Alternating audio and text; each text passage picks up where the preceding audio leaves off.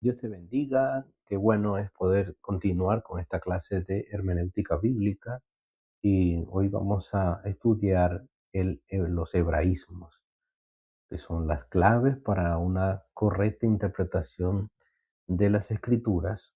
Recordemos que esta materia, como es la hermenéutica, que nos da las reglas, las bases para poder interpretar correctamente la escritura, y vamos a ver que muchos de los pasajes de la escritura tenemos hebraísmos. Ahora, ¿qué son los hebraísmos?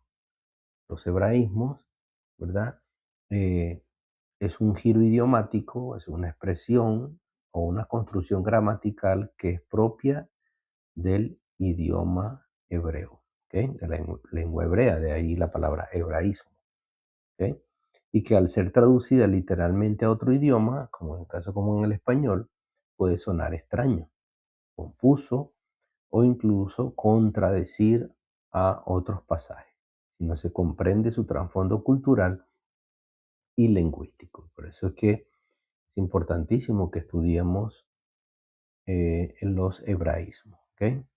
Acuérdense que la palabra del Señor, pues el Antiguo Testamento fue escrito en hebreo y la cultura, inclusive del Nuevo Testamento, sigue utilizando expresiones de la cultura hebrea. ¿Ok? Vamos a obtener hebraísmo también en el Nuevo Testamento.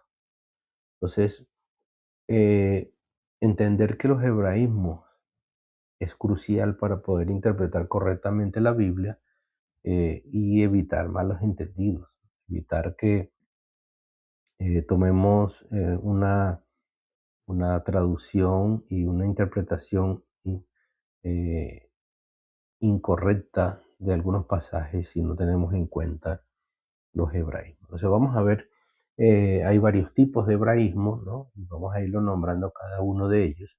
El primero de ellos son los hebraísmos fundamentales, que son los hebraísmos de relación e identidad.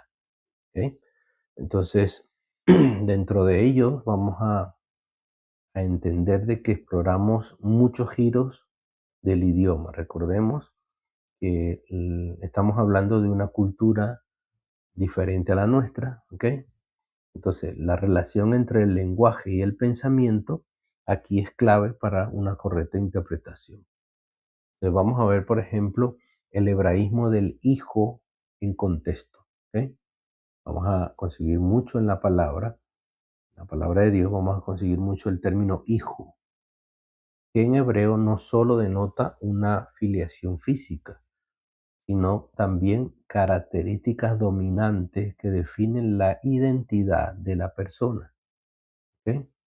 En este caso, por ejemplo, el término hijo de paz. ¿Ok? El término hijo de paz se refiere a una persona pacífica, reflejando la esencia de la paz en su carácter y acciones. Por ejemplo, la otra expresión, hijos de desobediencia. Hijo de desobediencia indica a las personas que desobedecen, describiendo una característica de su comportamiento en contraste con la obediencia. También vamos a ver que se refiere no solamente, como dijimos, a una descendencia o que habla esta persona hijo de tal persona, sino que esa persona también va a resaltar las características predominantes y dominantes de sus padres, ¿ok? De la mayoría de su familia, ¿ok? Hay una característica resaltante de la personalidad que se va a manifestar en este tipo de hebraísmo, ¿ok? También tenemos los hebraísmos de negación comparativa. Esto nos va a dar a entender de que un hebraísmo clave es el que implica matices en la negación, permitiendo entender que se comparan dos conceptos, no limitándose a uno solo. Por ejemplo, Juan 6:27. Trabajad no por la comida que perece, mas por la comida que a vida eterna permanece. Jesús no prohíbe trabajar por el pan diario, sino que prioriza trabajar no solo por lo material, sino principalmente por lo espiritual. Entonces, esto es una expresión del idioma, de la cultura hebrea, donde hay una negación comparativa. Vemos otro ejemplo, Efesios 6:12. No tenemos lucha contra sangre y carne, sino contra principados, sino hueste de maldad en las regiones celestes, ¿verdad? Entonces, aquí, ¿qué está haciendo el apóstol? El apóstol no niega que tengamos un conflictos humanos, ¿ok? Vamos a tener conflictos humanos, sino que enfatiza que la verdadera batalla es de índole espiritual, ¿ok? Entonces, tenemos que entender esa comparación, ¿ok? Primera de Corintios 1:17. No me envió Cristo a bautizar, sino a predicar el Evangelio. Pablo había bautizado, como él mismo dice en el versículo 16, pero su punto es, mi misión principal, mi razón de ser como apóstol, no era el rito del bautismo, sino de anunciar, de dar el mensaje de salvación, ¿ok? De predicar el Evangelio. Vamos a ver también otro hebraísmo y es el plural enfático en el hebreo, ¿ok? Vamos a ver cómo la acción individual en un grupo, ¿ok? Recordemos que en la gramática hebrea el plural se utiliza a menudo para referirse a un acto realizado por un individuo, no por el grupo. Entonces, a veces el texto bíblico usa un plural para referirse a una acción realizada por un individuo. Vamos a ver un ejemplo. El arca de Noé, Génesis 8:4. Reposó el arca sobre los montes de Armenia. Reposó sobre uno de esos montes, ¿ok?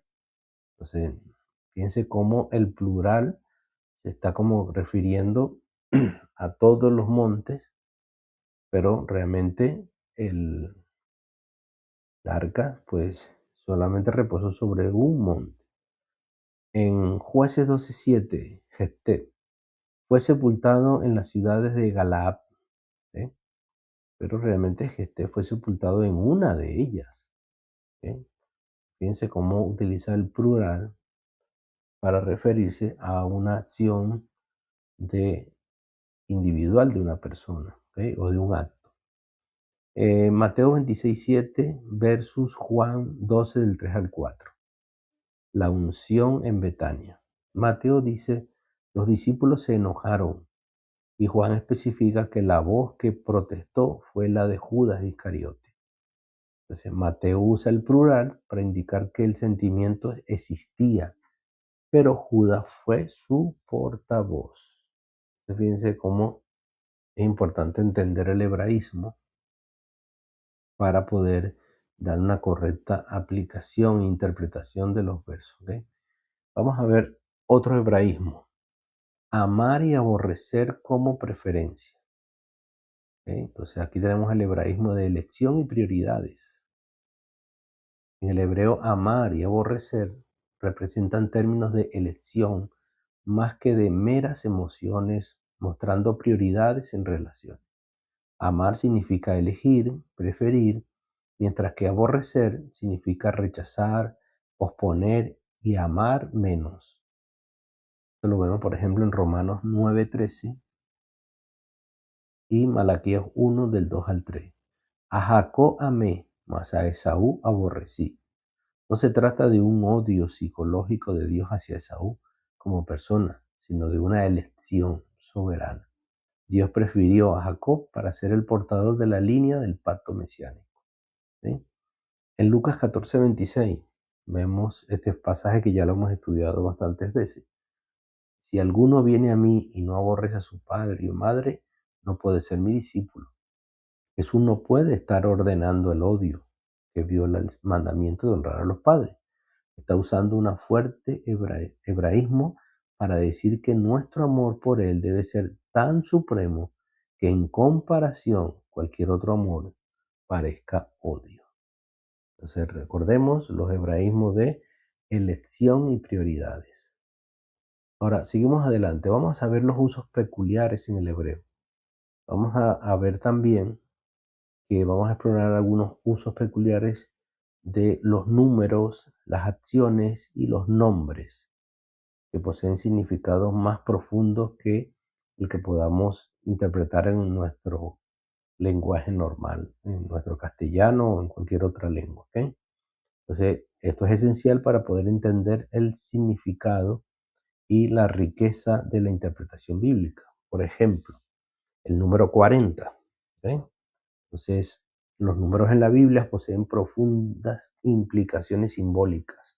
Por ejemplo, el número 40 representa prueba y preparación. El 40 es símbolo de un periodo de prueba, juicio o preparación. 40 días de ayuno, 40 años en el desierto, 40 días de tentación de Jesús. Entonces el texto menciona que Persépolis era la ciudad de 40 torres, para indicar que eran muchos, pero que fueron exactamente 40. ¿Ok? Entonces fíjense cómo es importante entender el número con el simbolismo de lo que está detrás de todo eso. Otro número que también tiene una gran significación en la Biblia es el número 7, que significa plenitud. ¿Eh? El número de Dios. ¿Eh? Significa plenitud, perfección. ¿Eh? Significa perdonar. 70 veces 7. Tú debes perdonar, le dijo el Señor a Pedro. Entonces no es un límite contable, sino un mandato a perdonar de manera ilimitada y completa. Los 7 demonios, por ejemplo, de María Magdalena, simbolizan la totalidad de su opresión. Cómo estaba esta mujer, pues, dominada por el enemigo. Entonces, fíjense cómo es importante que el número 7, entender el significado, ¿no? Que significa plenitud, eh, perfección, pero también un ciclo completo de algo que se está haciendo. ¿Ok?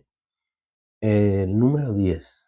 Los números 10 en la Biblia, por ejemplo, significan, en este caso, por ejemplo, mandamientos. Los 10 mandamientos son un número de completo y de perfecto de la ley, pero 10 también significan varios. Por ejemplo, en Génesis 31:7, 10 veces cambió mi salario. ¿Qué quiere decir eso? Que bueno, que lo cambió muchas veces. Entonces, esto también es una expresión del idioma hebreo, ¿ok? De la cultura hebrea en la Biblia, ¿ok? Y tenemos que saber ese significado también de interpretación. Luego vemos los hebraísmos de acción, ¿ok? De causa y ejecución. Por ejemplo, la relación entre causa y ejecución es fundamental en la comprensión bíblica. Dios crea las circunstancias, pero el ser humano decide su respuesta. Este hebraísmo es muy importante porque es uno de los puntos más profundos para entender la interacción entre Dios y el hombre. El hebreo atribuye la acción a la fuente o al agente principal, aunque no la ejecuta físicamente. Vamos a un ejemplo. Endurecer el corazón de Faraón. Clave hermenéutica, Éxodo 8:15. Dice que Faraón endureció su corazón. Éxodo 9:12 dice que Jehová endureció el corazón de Faraón. ¿Es esto una contradicción? No. Dios es la causa. O sea, al poner a Moisés delante de él con una demanda y una promesa, pero Faraón es el responsable directo de la acción de endurecerse. Dios crea las circunstancias y el hombre responde. Entonces, es muy importante eso porque no le vamos a atribuir a Dios una acción y una decisión humana. ¿Sí? Recordemos que Dios no creó el pecado, pero el hombre entonces en su debilidad, en su decisión, es que decide caer y practicar el pecado. Entonces vamos a ver otro ejemplo. Profetizar. Dios dice a Jeremías en 1:10, te he puesto para arrancar y destruir.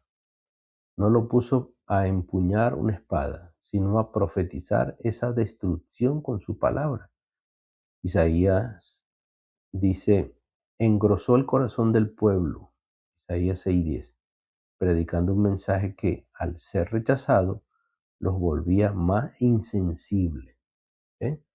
Fíjense el término de eh, quién es el que hace o sea, pareciera que estuviera diciendo de que Jeremías y que de Isaías, pues son los que están eh, haciendo esa decisión, esa determinación, ese acto, esa ejecución, pero no es así, ¿vale? Ellos solamente están allí para dar la palabra del Señor y la determinación, o sea, el acto, lo realizan las personas, lo realizó el pueblo, lo realizó todos aquellos que decidieron desobedecer. ¿Ok? Entonces, también vamos a ver los hebraísmos de lo que son los tipos de nombres. ¿Ok? ¿Quién es quién? Por ejemplo, hay en la Biblia personas de diferentes con el mismo nombre. Por ejemplo, Faraón, Abimelech, César, Herodes, son títulos dinásticos y no nombres personales. Confundir a Herodes el Grande, por ejemplo, que es el de la matanza de los inocentes, cuando Jesús estaba pequeño, con Herodes el tetrarca, el que mató a Juan el Bautista, o con Herodes Agripa, el que mató a Santiago, lleva a un caos histórico. Y distinguirlos es vital para entender la cronología del Nuevo Testamento. Entonces, también tenemos la misma persona con diferentes nombres. Por ejemplo, en el caso de Leví, que es Mateo. Tomás, por ejemplo, que también es Didimo. Tadeo, que es el mismo Leveo y es el mismo Judas. ¿Eh? Recordemos que ese Judas no es Judas Iscariote. Por eso es que es importante entender en la escritura los nombres. Por ejemplo, Natanael también es llamado Bartolomé. ¿Por qué? Porque se cree que Bartolomé era un patronímico de Bartolomai, hijo de Tolmai, siendo Natanael su nombre personal. Entonces, es muy importante entender todos los nombres y también entender no confundir pues los títulos con los nombres. También podemos ver en el hebraísmo eh, los lugares. ¿Sí? Muchos lugares en la Biblia, por ejemplo, el mar de Galilea es conocido por varios nombres, reflejando su importancia histórica en la cultura de la Biblia. Es llamado el mar de Galilea, el mar de Tiberias, ¿sí? Pero que es el mismo lugar. ¿Sí? Y es importante pues tenerlo claro. Entonces fíjense cómo hemos visto todos estos tipos de hebraísmo y entenderlos nos va a dar una comprensión, ¿ok? Porque la clave de entender los hebraísmos es lo que va a desbloquear la correcta interpretación, ¿ok? De las escrituras. Espero que esta clase haya sido de provecho para vuestras vidas y que Dios me los bendiga grandemente.